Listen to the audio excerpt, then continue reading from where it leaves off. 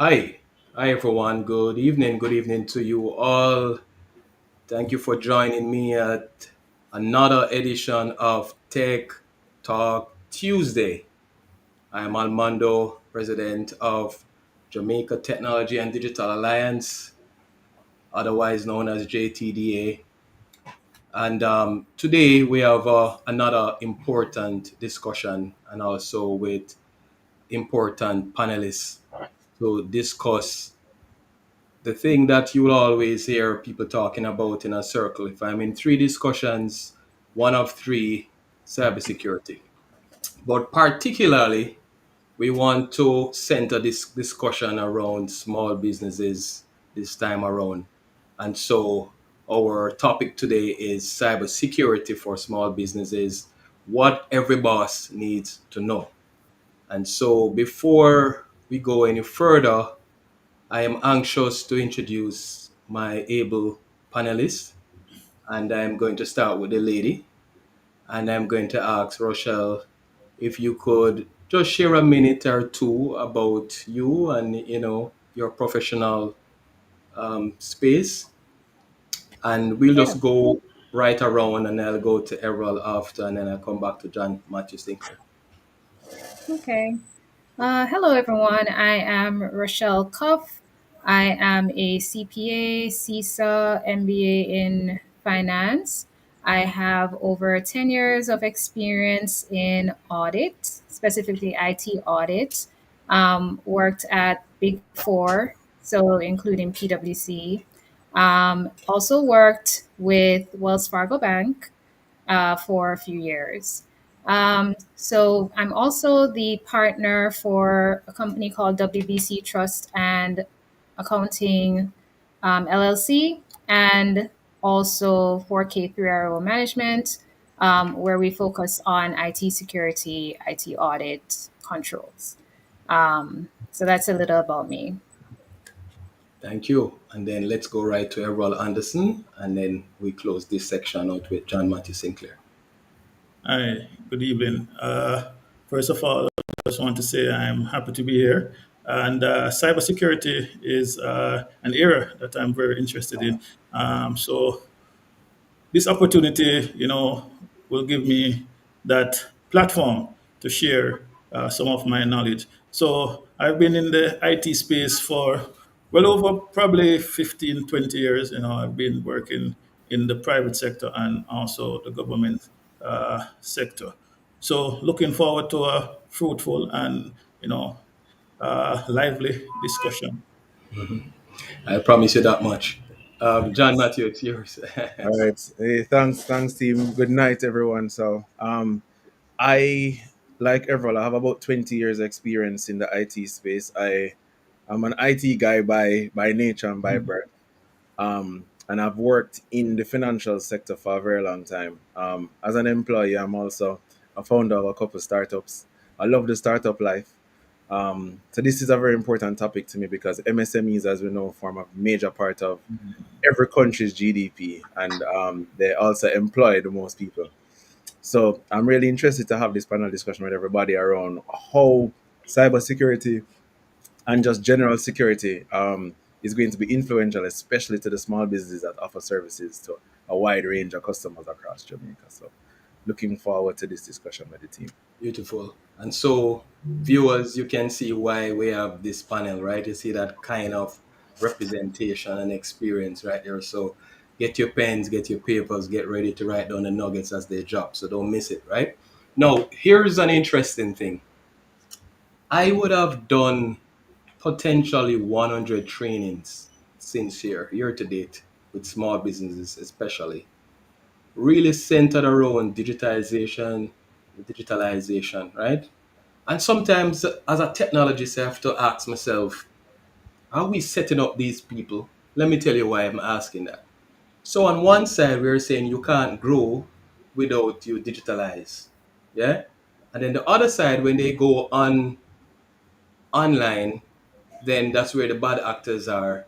And is it really worth it for small businesses? Should they stay offline? Should they go online? Is Is it worth it?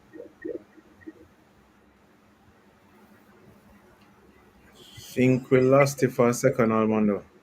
Oh, Oh, you're back. No, I can hear you now. oh, am I back? Yeah, yeah. Yes, yes, you're about now. Oh, I'm sorry. So I'm not sure what of the question you got. Did you get the Yeah, question? I think you have to ask the question again. All right. So essentially, I'm saying we are saying to small businesses to be efficient and productive and even get to a stage of scaling, you need to leverage technology. You need to digitize your processes and so forth, right? And so at one stage they were manual and they don't have to worry about cybersecurity. But the thrust is you need to go online to be productive and scalable and agile. So now that they are online, we're saying, oh, wait, watch out for these bad actors. And I'm saying, is it worth it? That's just that thing I want you to answer. And I was putting that to Rochelle from the Yeah. risk perspective. Is it worth Yeah. it? Yeah. Tell It us. is. I mean, at the end of the day, you have to get with the times, right? So everyone's moving online. So if you want to reach different sectors, different markets, it is understandable that you are going to be online. But what's important is that you need to ensure that you have the proper controls in place. You need to understand your risks and you need to protect your business. So I wouldn't say that you need to just stay offline, keep everything manual. You're not going to grow. You're going to have your competitors that are going online, tapping into the different markets. But you just need to keep in mind what are the risks that your business will be exposed to, and you need to just adapt to that. You just can't get away from it. Yeah. Appreciate that response.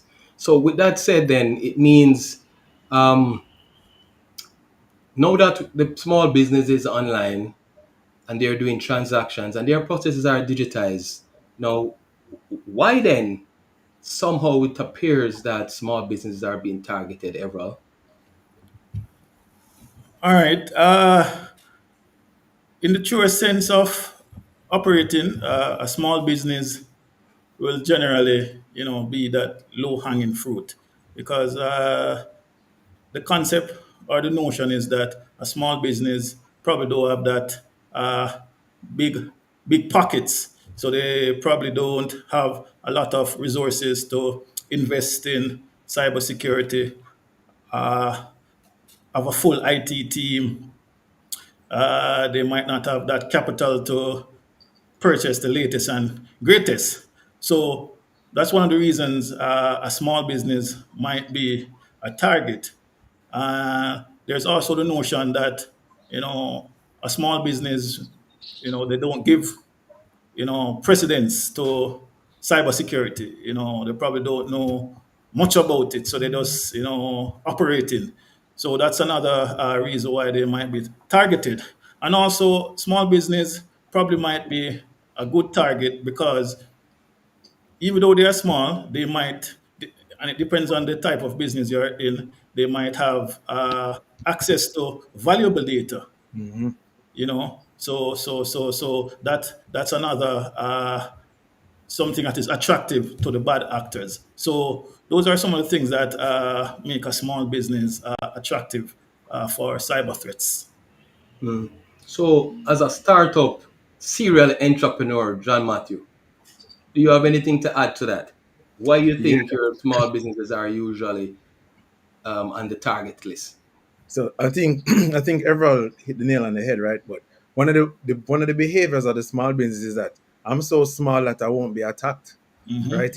It's the mentality that you kind of operating under the radar. You have a small customer base, and therefore these hackers and scammers are not going to invest the time in a small business like yours. But the thing is, within the Caribbean, because the lack of controls and the lack of budgets, we are ripe for the picking.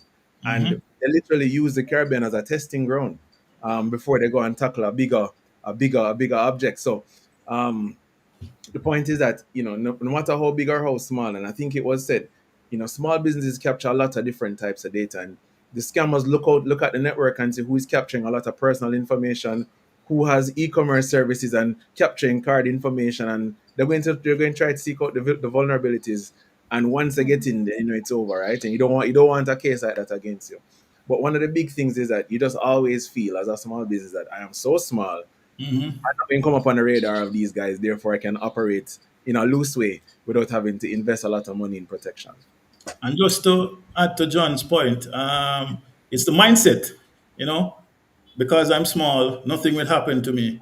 But what I want to share is it's not if, it's When? when, Is because, when. it will happen once you're conducting business online, once you're having transaction online, it's just a matter of when. Hmm. Yeah, Absolutely. and think about it too. Like when these hackers are looking, right? Imagine going through a neighborhood and you see a house that has the sign "Beware of dog," and you have the big gates with the spikes on top and the floodlights. The house is well lit up, and the Rottweilers are in the yard, barking as you pass by, and then you see another house and the gate is open. It's dark. The windows look a little dilapidated, and it's like that house with the Rottweilers. That's like your larger organizations, and the other one is like the small mom and pop shop or the smaller businesses. Like from a controls perspective, um their controls tend to be weaker, and that is prime for a lot of these hackers out there. So you just keep that in mind, that even if it's just one person that's operating the business, there are some very simple things that you can do to protect your company. So and we're going to get into that a little later, but big guys getting hacked. Every day we see it on the news, and these guys have a lot of money. They have the budget. They have a IT department. I am having four or five. I have 10 employees. Right. So what can I do? I mean, is it realistic that I can fend off these bad actors, or I mean, maybe I really don't have any data to protect, or is that true? What really do I need to protect? Um, let's go back with Everall on that one. What do I need to protect, really? Well, you just mentioned it. Once you're in business, whether it's as Rochelle said, whether it's a mom and pop shop, once you're doing business, you are collecting data. Hmm. Whether it's credit card information. And I'm sure a lot of these business, the basic things that they collect, at least your name, your address, your TRN, right? So to go back to my initial point about small business having a lot of valuable data. So those are some of the things that they will protect. Um, So we're they, talking about customer data. So yes, yes, yes, talking we about, need to yes, back up talking our about. employee data. Yeah, yes, Yeah. you're talking about customer data. So, Yeah. the credit card, Hmm. even their address, employee data. Hmm. You're talking about, depends on the business. We talk about contracts, agreements. So those are some of the data sets that, that needs to be protected. And naturally, the more sensitive the data is, the greater the risk is if it is being exposed, and also the tighter the controls should be. So whether you're big or small, data is important, and every business, every organization collects some level of data, and based on that level of data, that's the type of control you would put in. But here's you I want to, wanted to comment on that, Rochelle?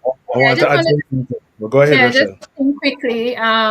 Depending on the industry you're in as well, the type of business you have, there are other regulations too that you have to keep in mind. So there's some customer information that by law you need to protect, right? So you just take stock, think of the type of business you're in, take stock of the information that you're collecting, and just keep in mind how this will affect my credibility as a business versus, and also in terms of regulatory compliance. But John, here's the thing. As I let you come in here, I want you to nail this for me because small owners will say to you, listen, I have nothing to lose. I mean, I have nothing that bad actors are interested in. So what's the big deal? I mean, the banks of this world have the amount of money and they can fend off these bad actors. So why am I stressing myself out?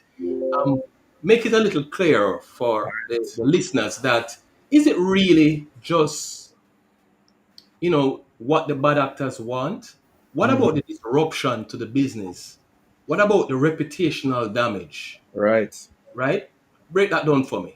All right, so good question and good intro. I'm going to break it down over two components, right? The first component is the bad actor tapping into a database and getting personal information. So, how I Mhm. look at it is this, right? I might say, boy, I just running a little retail business, I collecting date of birth, and I might have a TRN and your address and some other information, your phone number, and whatever the case is. Yeah. Imagine somebody tapping into that and utilizing AI to create a Mhm. profile for somebody. And I can use that same information and go Mhm. to a financial institution and recover your password because I know your mother maiden name, I know your Mhm. TRN, I know your date of birth, I know where you live. So it all depends on the type of information they can collect from a small business that they can know. One time, them used to have to go through them Excel sheet and create the profile. No, they will upload that into AI, and AI, I can create a full profile for Rochelle, and I can use that profile and access some of her banking information if what I captured from the small business is what she would have given as some recovery information, right? And I mean, if I get 10,000 records, chances are 100 of them going to work for me, which is enough. So that's one. The Classic second case of identity theft. Exactly, right? And that's right now identity theft is very easy because you're in the social media. I get access to your face. I know where you've been. I know what you like. I know the last five places you travel. Chances are those are the last five places that you did a card transaction. So I can figure you out. Right? Just Yeah. remember that. And then for the business now, Jamaica and the Caribbean, but we as Jamaican people, we're very fickle. And you see, if I ever know that a company that I provided all my information to was hacked, and chances are that my information is now on the dark web, are gone, Yep. right? Inception. Yep. Um, so this is very important. And then the reputational risk for a small business. Some small businesses can't weather that storm at all, especially when you have data loss. So you have to be very, very careful as a small business. And don't think that because it's a small, again, your customers, once their personal information is gone, chances are you're going to lose some of them, depending on the service that you provide. So that's why I broke it down. You have the consumer part. Simple information can be stitched together to create a profile, to recover passwords and answer questions on other platforms. And then, of course, for the small businesses, there's a big reputational risk once somebody tap into your data and you have given away personal information and sensitive data about your customers. So isn't And there one other area that we haven't touched on, which is quite so important, Rochelle, and that's the obligation of you as a data processor, a data controller, and how liable someone could be for not exercising due diligence or putting the necessary infrastructure in place to protect data. Are you able to speak on that? Yeah, so as I mentioned before, like there are different regulations that, as a small business, depending on the type of business that you operate, that you Mhm. need to comply with, right? So you need to understand the type of business that you have, what type of information are you collecting, and ensure that you are complying with those regulations. I think the Jamaica Information Protection Act is one of those things that you need to keep in mind, where you are by law required to protect your customer information, and there's certain information that you need to make sure um, you have proper controls around, right? So coming back to your reputational damage as well, if you're not complying with that, and if you open yourself up to these bad actors, it can be a stain on your legacy that you worked so hard to build. All right. So we I have can made the that case. Almondo because I Yeah. think Rochelle made a very important point, right? And Yeah. as a small business owner, you want to collect profile information for your customer. We use it so sometimes we say it's marketing information, so we can send them a deal and whatever the case is. Mm-hmm. But I Mm-hmm. think they, as a small business, they really need to understand, when collecting data about a customer, how to treat with it, because it's no longer what it was before, where it's just it's stored on a sheet and When it's time, when you have your Christmas campaign, you copy and paste out the email. No, you're storing it on an online system in the cloud that is accessible. And then you sometimes you don't know the type of controls that you need to put in place. I think if i think if small businesses read the Data Protection Act and understand the nature of it, they stop Mhm. collecting information, which Yes. is why you need people Mhm. like us to inform them on how to deal with it, because you cannot run a business without customer information. But it's a whole journey and a set of gates and processes that allows you to store it properly, and then of course disseminate depending on the nature of your business to your customers. So it's You something that see? everybody should Armando, dumb it I down. just want to Armando, I just want to go back to a point you raised earlier, just a few moments ago, as Uh-huh. it relates to small business, a small business owner saying, okay, I'm a small business, the big guys, they have all these resources and they're still getting, attacked or, Hacked. As in, hacked. Yeah, yeah, yeah, getting successfully hacked. hacked. Yeah. Yeah. Hmm. But I want to use this term, this cliche term about, prevention is better than cure. And I'm almost certain that that small business owner is just talking, because nothing has probably happened or they haven't experienced, the loss of data or, the loss of revenue. So I think until then, until something happens and they really find out the gravity of of having such a an incident, whether it's data loss or whether it's not getting access to your files, such as like a ransomware. I think they will have a better appreciation at that time. All right, appreciate that. So we have set the stage then for the second part of this discussion, because we have made the case that the days of having manual systems and be in the cave is not sustainable nor competitive, or just simply not agile enough um, for you to survive as a business in today's digital era, right?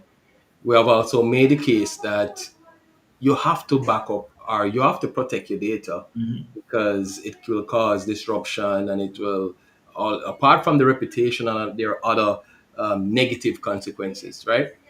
So let's talk about a practical way of helping these small business, these founders, these entrepreneurs to move forward with some form of security. I would like to say security on a budget, right? Mhm. So I'll say, Rochelle, give me two, and Mhm. I'll go right around. Everybody give me two, and Mhm. Johnny give me another two. Yeah. Well, I'll give two very simple ones. I think you'll love me for this. So, making Right. sure that you're changing your passwords frequently. Yes. That's a very easy one. And on the passwords, note as well, making sure that it follows a certain pattern, like, ensuring you have special characters, or, don't write it down beside your laptop, of course. Even though, or store it in the on a notepad that's saved on your laptop, where if someone accesses it, they can see that. And another one would be like two-factor authentication. Mhm. So, like when you're logging into your bank accounts or any accounts, maybe like JPS, or any other account that you have, just turn on two-factor authentication. It will send you a code to your phone, or might send you an email with a code that you can enter as well. That's another easy way that you can protect yourself. Appreciate that. So essentially, we're saying make two-factor authentication the standard now. And, Once you're Hmm. online, two-factor Yeah, authentication must be your way of life moving for forward. sure, for And sure. Yeah. what about Erval? What you think? all right. So, Rochelle, those are two great points. So, to add to that, in terms of antivirus software endpoint, again, we're talking about small business. So, you don't have to break the bank. So, there are free tools out there. For example, Microsoft Defender. So a small business can pretty much invest in that, and what they will be investing is pretty much time just to download it and install. Another method that they can use is to ensure that all the systems are updated. Hmm. Ensure that you are not using pirated software.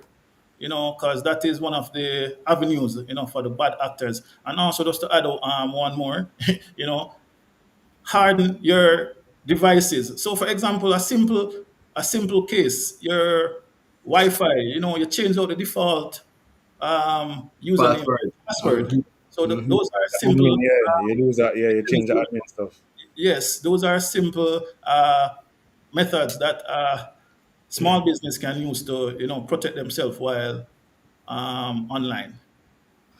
Great points. So here's, I think I want to underscore a little more on those two, right? So often persons don't see their cell phone as a computer. It is so weird. So when I do courses and do cybersecurity awareness sessions, so often when I ask the trainees or the attendees, do you have an antivirus? Do you have any protection on your phone? And I explain to them why. They're like, because the phone does processing, it has memory, it has storage, it's an operating system, it has application, it has input, it has output devices, it has communication, which is the Wi-Fi or the data, right? And what's so interesting is that the most sensitive things, usually the after dark things on the phone, right? So think about it. So if the memories of the first step of your child is on that and the after dark stuff is on that, how can you then connect that to the internet where the good, the bad, and the ugly is connected to without protection, Admin production right? method. And there's no difference for small businesses, of course, right? So great points. Appreciate that, John. Yes, so I mean, I don't have much to add. And I don't want to get too technical either. But just to go back to the Wi-Fi, what I always recommend anytime we meet with people is you try to separate your core devices that you use for your business. You separate it from the BYODs, and depending on the type of business that you have, when you have customers BYOD, bring your own device, bring right? your own device. Yeah, man. You bring your own device stuff. Hmm. What you try to do is ensure that you have separate communication lines. It might be one router, but you have different channels to allow for usage on the network. And for some things, you don't need it to be online, meaning you don't need it to be accessible via the internet. Just to step back into security, but everyone brought up a very valid point. So outside of data loss, one of the big things that the hackers and the scammers are doing is ransomware, right? And for those of you who don't know, what they do is they you log on to the public Wi-Fi with your work laptop because you got to work at a little cafe, or you jump onto the free Wi-Fi and boom, them figure out how to access your computer because you're on an exposed network. They lock down your computer because you click on this link and you do all of that madness, QR code scanning, not scaring you, but it's just reality. And then they install stuff on your computer in the background, and then they shut down your device. This is the device that's running your business. It have all your receipts, all your invoices, all your contracts, all your customer information. You never back it up recently, so you're 1 month out. And then they tell you that, look, in order for you to get back access to your information, you need to pay me $1 million, right? And you're going to fight, and you're going to that, and every time the time goes on, the amount of money increases because now they're seeing how desperate you are to get your information. So yes, there's data loss, customer data loss, and there's a big reputational risk there. But just know that the next component of how hackers deal with small businesses is ransomware, right? They're going to lock down your devices until they have to pay them a big money to get back access, and there's no guarantee that they They will. start from fresh, which Sometimes they which have I to don't start. yeah, which I don't think any small business would want to do. Right. After you build up that customer Is base and it all of really that. want to do or can afford to do? So Well, two different well, things there, well, Right. right? I don't think this they is can afford they can to afford start to. That's over. true. Yes. Yeah. I don't think And so. are they backing up? Yeah. So all And that right. was the next thing, the backup, right? A Yeah. big, it's not expensive, and Yeah. storage is fairly affordable. I can't call it cheap, but storage is fairly affordable. You can get 1 terabyte in the cloud now for you know a couple dollars. But the point is that the more you back up is the more current your information is in the event that you have data loss. So we always encourage people to continuously back up. If you Yeah. can automate it depending on your systems, please do. But if not, just make it a part of your routine. At the end of your closeout cycle, whatever that is, you back up your data so that in the event that something happens, you can at least recover with no more than 1 day loss of data, right? So that's a big one to ensure that you're backing up your data consistently. And John, I Yeah. want to add to that in terms of the backup. When you are backing up, we want to ensure that there's a schedule, like you ensure that you test the backup, right?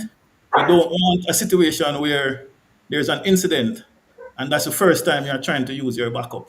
True. You Yeah. know, so in addition to backing up your data, test it. Yeah. Test it to ensure that your backup works. You know, you don't Yeah. want to, when there's a crisis, you're just trying to restore that backup and then find out that the backup is corrupted or some other issue. So just wanted to add that. Mhm. So where do they back up to? They back Yeah. up to a flash drive or back up to a hard drive? What are we saying? Because we have the best practice out there, which is the 3-2-1 backup rule, right? They know at zero to it, 3-2-1, 0. But we keep it simple for this conversation. And you have some person saying, "Nah, I'm good. I have my thing on a flash drive." I mean, is that adequate? Anyone can take this one. All right, I will start. I would recommend that you do both. Yeah. Right. I'm a man of convenience, which sometimes isn't good. But I would naturally back up to the cloud. I do trust. I think cloud services are way more secure than they were a long time ago. They have grown. It's almost like how AI just come take over the world recently. But cloud services are fairly stable, Mm. fairly good. And you have to also protect where you're storing your information in the cloud. But I would also recommend that occasionally, maybe the daily backups to the cloud, and at the end of the week, you do a backup to Physical backup, yes. a physical backup. And again, a jump drive now, you can have them jump drive that can hold 1 terabyte. Now, no longer these big things that you have, right? So, I would also recommend that you try to do at least a physical backup. But it's okay doing it in the cloud. There are lots of secure cloud services out there today that you can have easy access to, and you can start with the free version and then eventually get into the paid version depending on the size. But I just feel it should do both. Yeah. Yeah. Definitely endorse that. So for further clarity, so the 3-2-1 backup rule essentially, some of what you've shared, John, three copies of your data at any given time, right? You want to have two copies, at least two different medium, and it says one off-site. In our case in Jamaica, I would say that one mean one off-site, off island, right?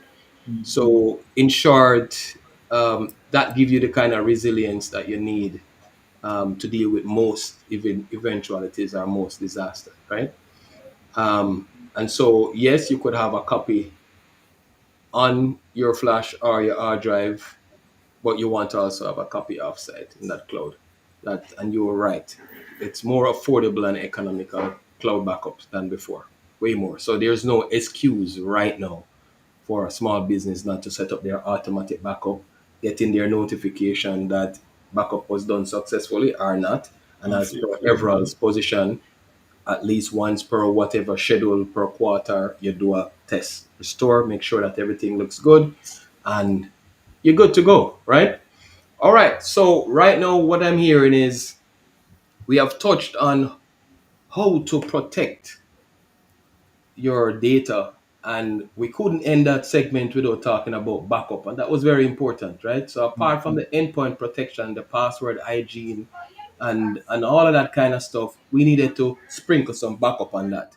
So now there is an important thing that I want us to spend some time on, and when we're talking about businesses and organization and institution, and we did say we're focusing a lot on small businesses now, we are saying what is the most important asset of an organization?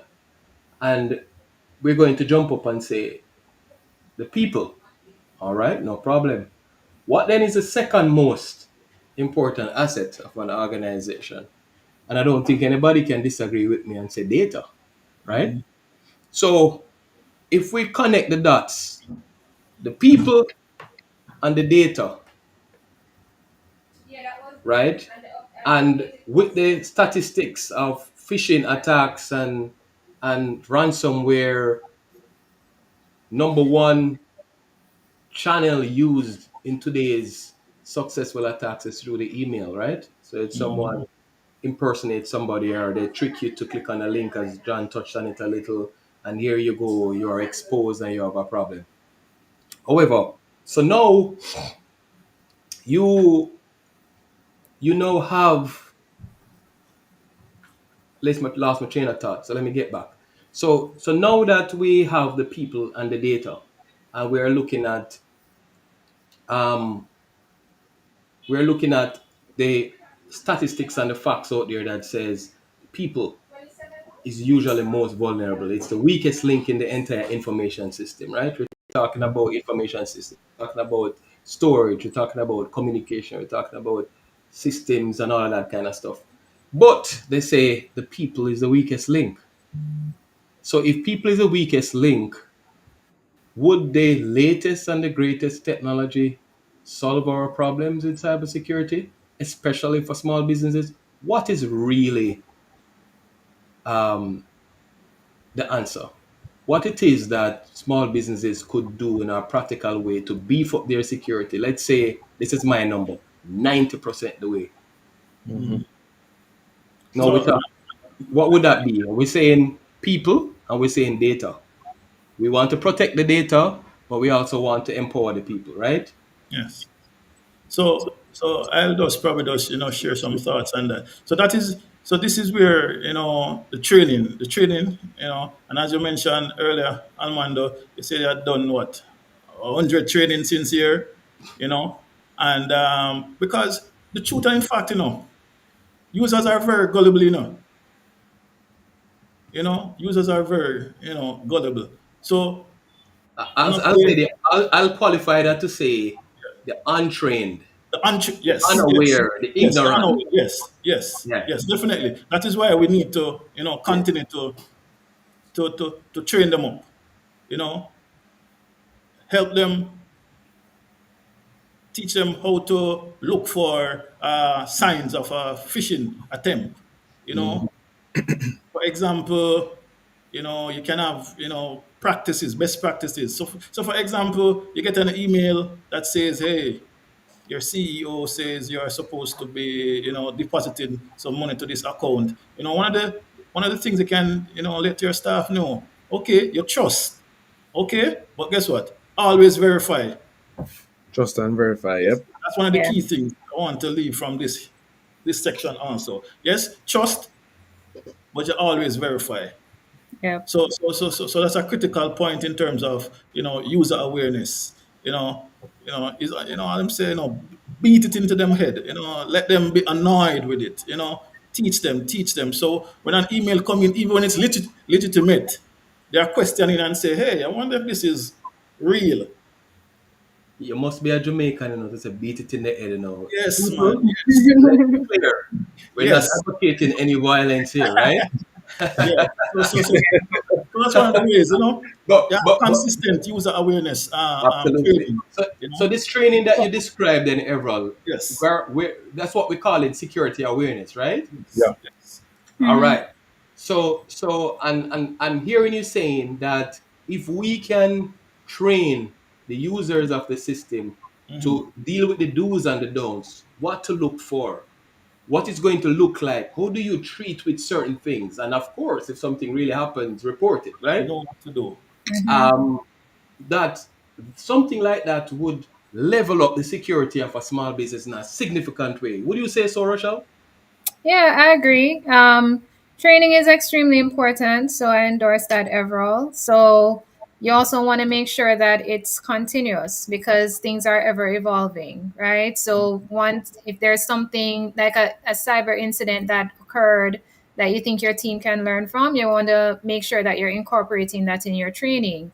Also, like, again, from a controls perspective, one of the things that you can do as well is to ensure you have known procedures in place and ensure that it's something that's followed from the top down, regardless of who it is, Mhm. right? Because these would have been things that are vetted, tried, and it's clear guidance for your team to understand that these are the things that need to be done for different processes. So I think that's another thing that you can look at to empower your people to kind of help them to protect your organization. So I'm hearing that just doing some training will help in a significant way. I mean, is there any frequency to this, John? Are Yeah, we man. talking about once per year? What are Yeah, we man. dealing? You have to test them. So let Hmm. me say this, right? I'm not going to say beat it into them. We're going to test them. But Right. Hmm. I mean, everyone said it earlier, and so did Rochelle. There are a lot of tools now that companies can use to harden their systems. Free tools and paid tools, and some of it is affordable, so you put it in place. Where the biggest vulnerability happens is with the human, right? Yeah, And social engineering. phishing and social engineering is how most of the attackers get inside. And that comes from clicking on links and scanning QR codes and responding to things and going on these websites. And yeah, so to me, you have to, as a leader in a company, you're a small business, you kind of have to reinforce it and say, look, guys, we deal with customer data. These are some of the things that pop up. And then you figure out how to test it, by Hmm. sending out an email and just saying, hey, Everall, you know that you got a promotion, or you click here to view your letter and see if you click on it, right? And there Hmm. are tools out there, free and paid, that allow for you to do these phishing and smishing Yeah, the tests. campaigns. Yeah, man. Yeah, Yep. you have a conversation with the team and say, guys, I did a little campaign. um out of the 10 employees, 8 of us clicked on the link that could have taken down the company, imagine. And then you kind of go through.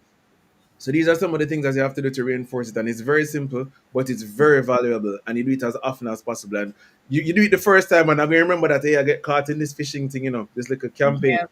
And I'm going to be ready. I obviously not going to do it the next day, but in the next 3 months, and you kind of analyze the space and say, what can I do to email Rochelle and make her feel as though this is legit? It taps into Yeah. her emotional state, and she is going to click on it. Let me tell you guys something. Phishing and smishing usually happen on a Friday evening, right? Hmm. Drinking, when you're vulnerable, when Yes. whichever company, right, you want to get in contact with is not open on the weekend. And Hmm. therefore, Hmm. they're in a time box that they want you to click on something, they usually catch you on a Friday evening.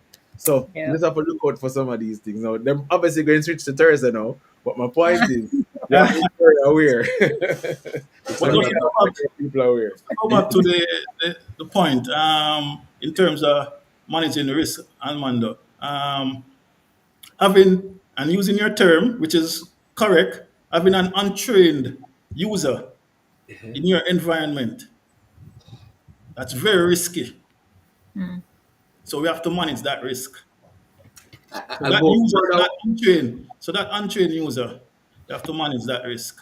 I'll go further. I'll go further, colleagues, and I'll say to you, this has been my position. I say this to my clients. Listen, you're onboarding a staff.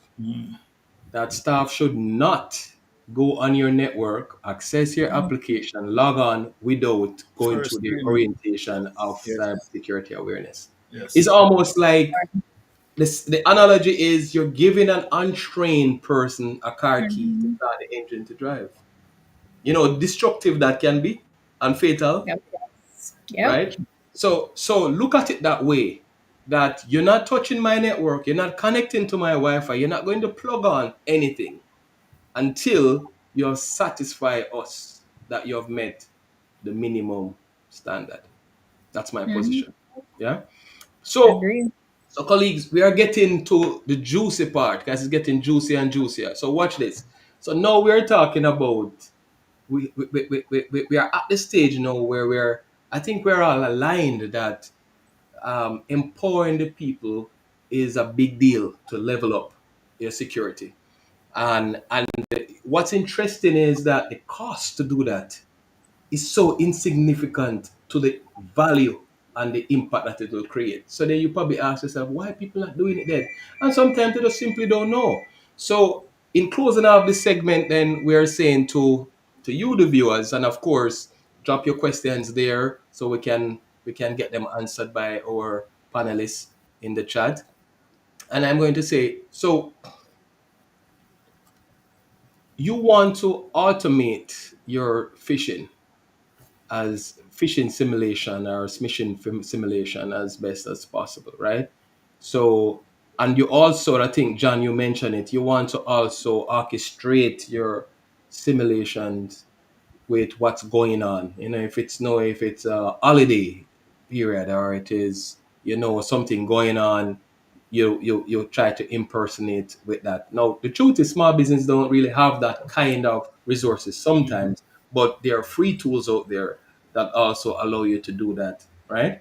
Now, with all of that said and done, we have done what you told them to do. Everall, Rochelle, John, you told them that they need to employ security standards, update their thing, don't use bootleg, improve their password hygiene, right? And you said further, put some backup on it so just in case something wrong, you're good.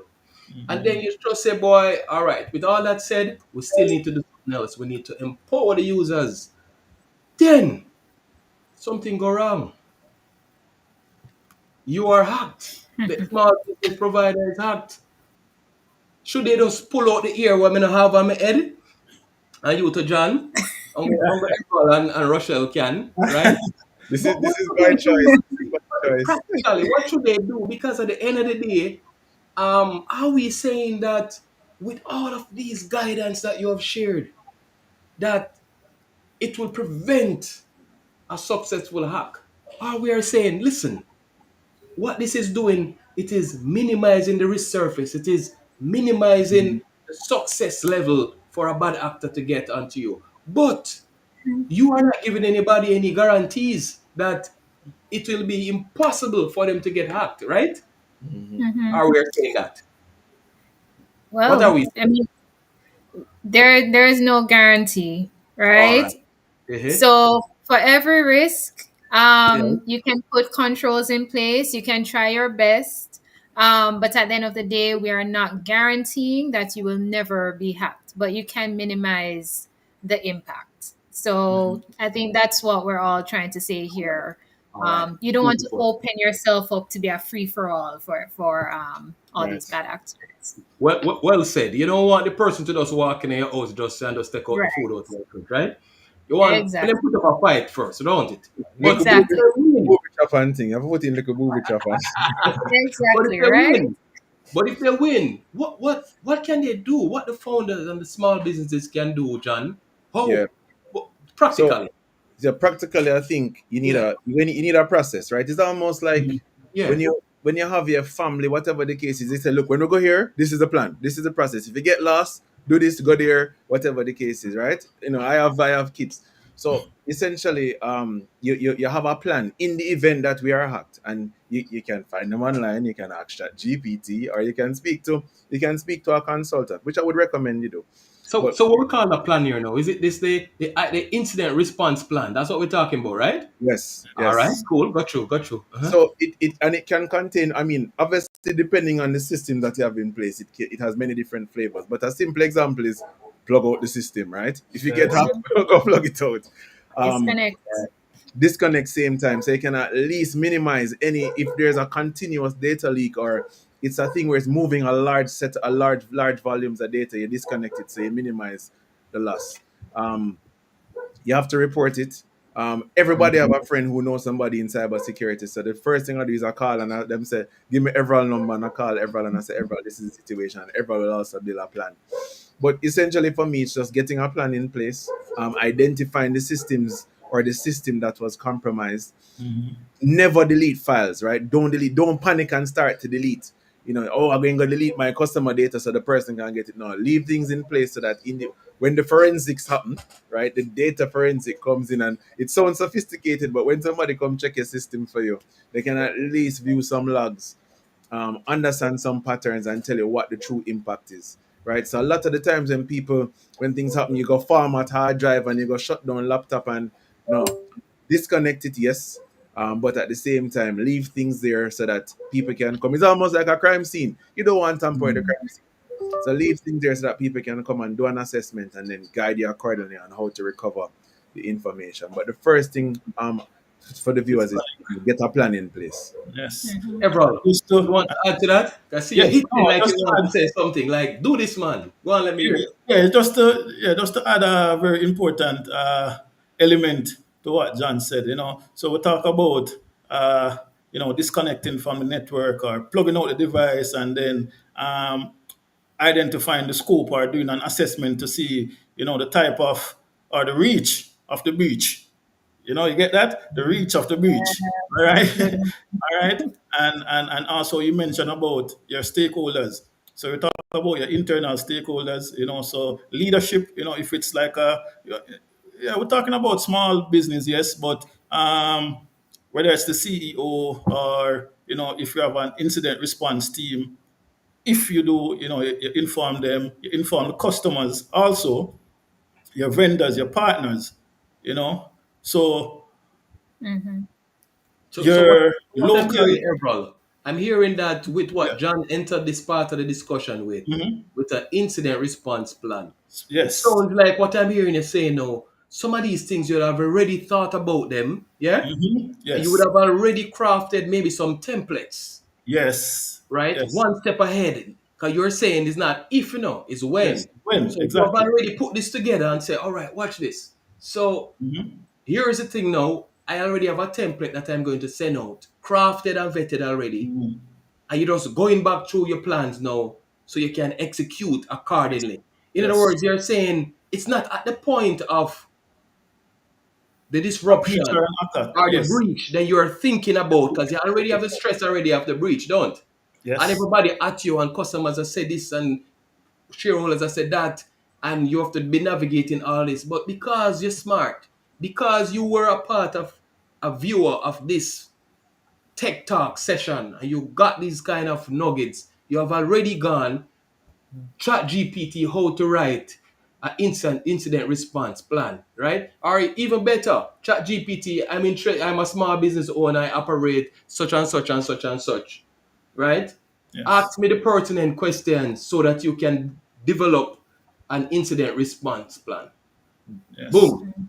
yes, You save yourself a lot of money right there already. Yeah, that's what I said. yes. Stick to Tech Talk Tuesdays, right? So Rochelle, what's interesting is we need the plan. That's clear. Mm-hmm. But the plan without validation is also a risk, isn't it? It is. Yeah, it So, is. what should they do? Yeah, so you have the plan, right? But you also coming back to kind of what we were saying about, backing up and testing the backups. Mm-hmm. Um, you need to test your plan, right? Mm-hmm. So you need to ensure that it's validated in some way and that it aligns with your business objectives and what you're trying to achieve, to ensure the continuity of your business. Yeah. Uh, No, that's positive. That's positive. and Amanda, I want to add also.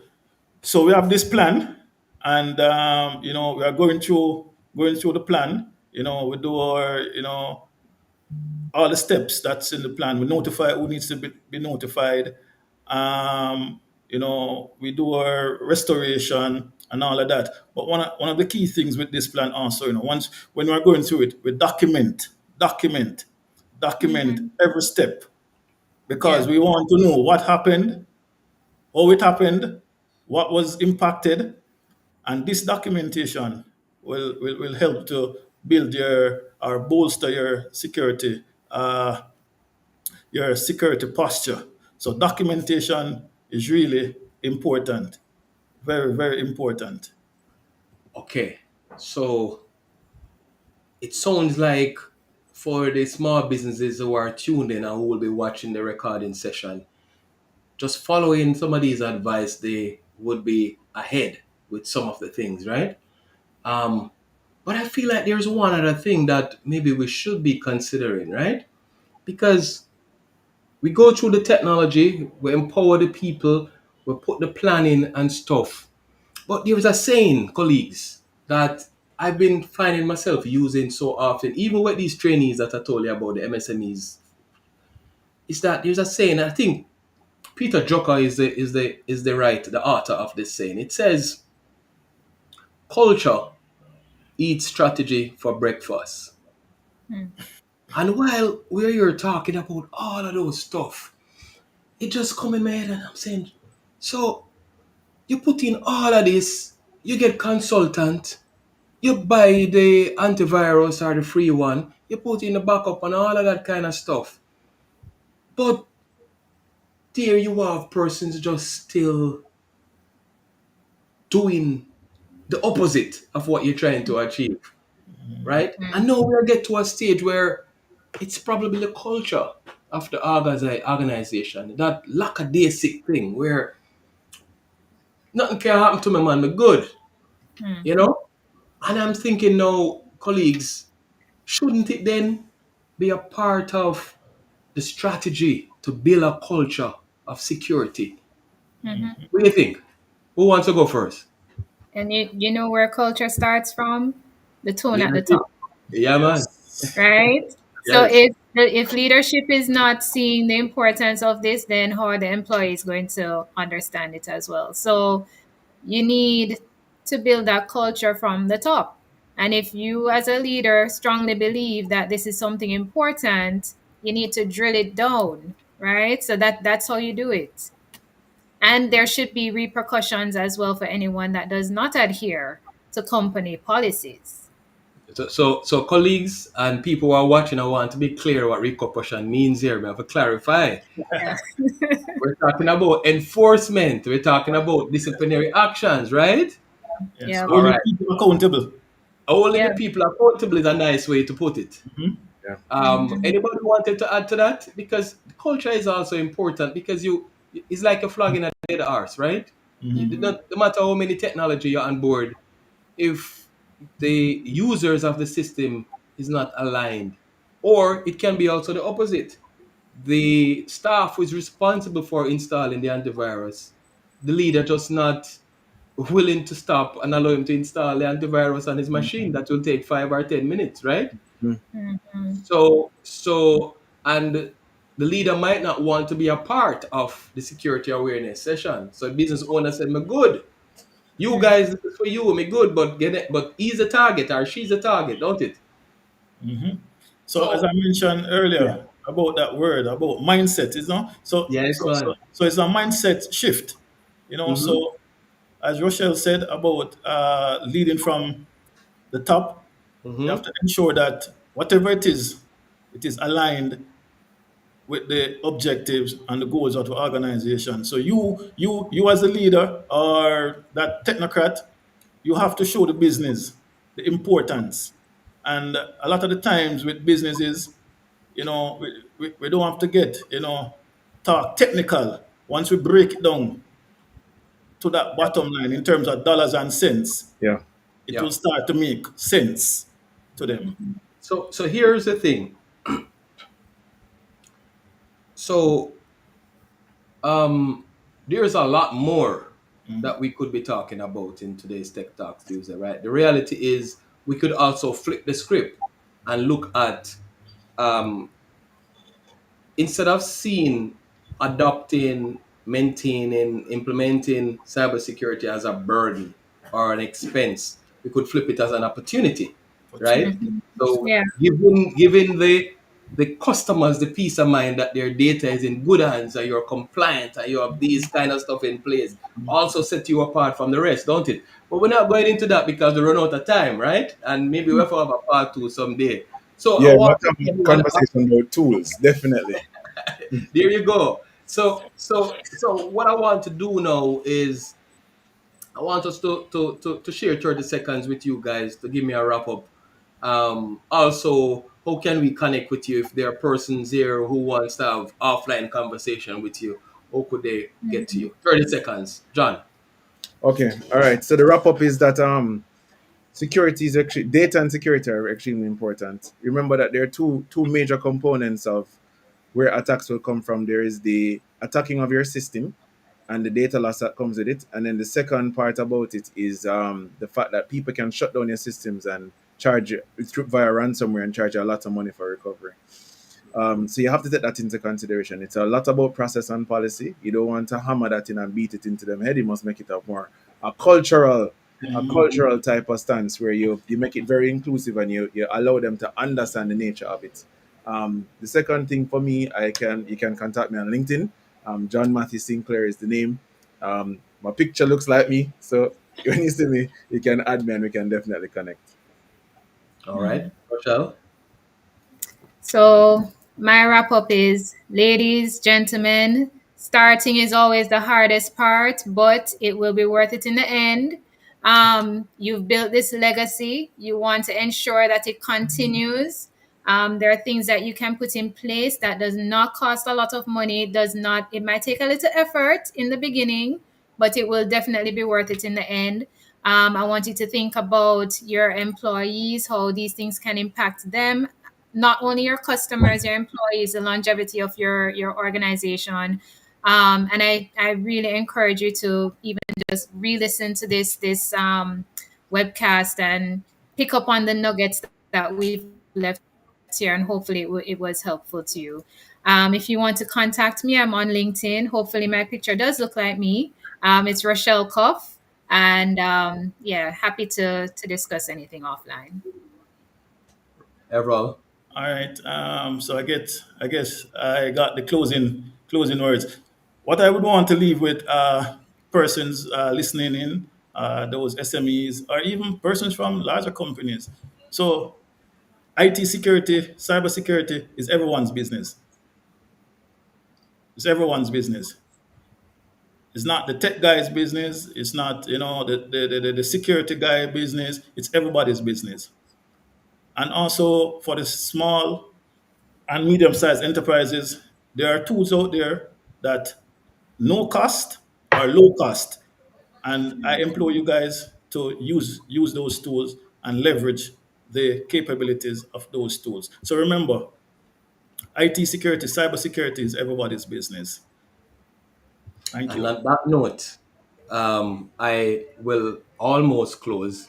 I just want to acknowledge that question that popped up on the screen about cyber insurance. Oh So yes. when you have done all we have discussed, right, and you have trained the people and you have built that culture of cybersecurity, um, and you have your incident response plan, that little extra, if you want to call it, sprinklings that you put on the cupcake, that's the cyber insurance. As I said, there's a lot more that we could be talking about, but we want to kind of keep that into the hour so you don't I don't lose you, right? So again, it was a pleasure, panelists, to host this conversation. My name is Almando. I am the president here at JTDA. And so I'm asking for persons to follow us at the JTDA, I mean, on all socials. And important, if you want to talk to other people like John Matthew and Everall and Rochelle, make sure that you join our waiting list for a BizTech, or BizTech is coming in November.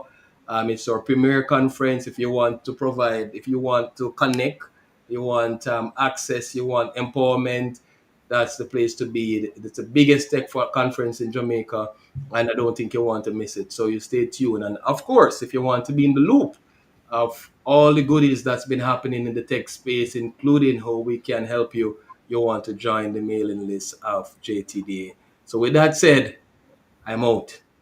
All right, thank you guys. Thank you all. All right, thanks.